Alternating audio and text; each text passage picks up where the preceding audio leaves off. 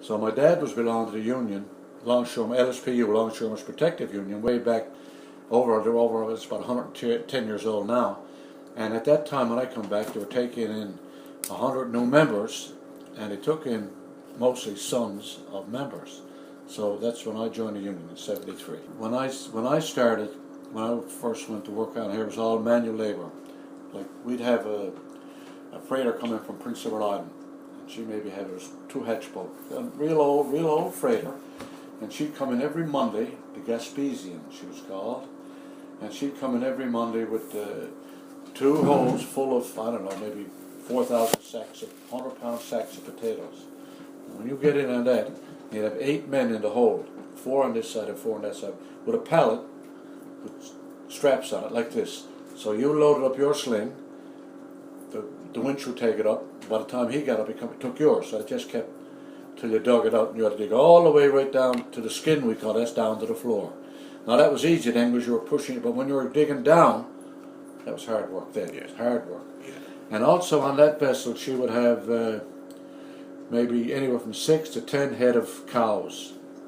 And they were there was a Metcalf butcher up in the Long Pond, I think it was. And he had the old wagon, and he would, have the steaks and the roast, and he'd go around, he'd come to the city with it. And she'd have maybe a couple of horses, and you had to offload those. So I'll tell you one little funny story. We had cows.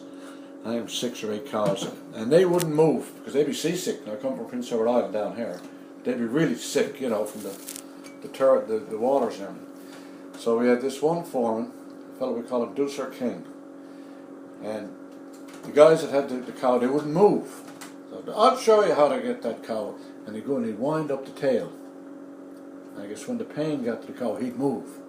So there was an old wooden walkway, and once you got him up, that was on the main deck, and then we out on the wharf, and he wound up the tail, and when he got over the walkway out to the wharf, he forgot to let go, and the cow dragged him all the way up to the yard, and ended up jumping in the harbour. Then they had to get a motorboat come in and get the cow, and put the sling and get it ashore. And okay, now we're getting into, we had crates of, crude crates of chicken, hens, whatever you call them, might be 30, 40, 50 crates, and they would you had to take them up, put them.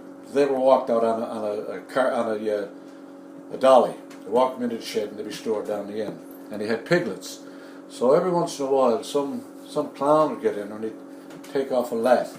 So the next thing, a friend of mine now, Ed O'Dell, he was a checker in there, and the hens would get out next, and they'd be flying. They'd nest up on something, and you'd be going around the shed months later, you'd find all kinds of eggs. They'd get out and they'd find a place, and they just keep laying their eggs flying around the shed. That's right.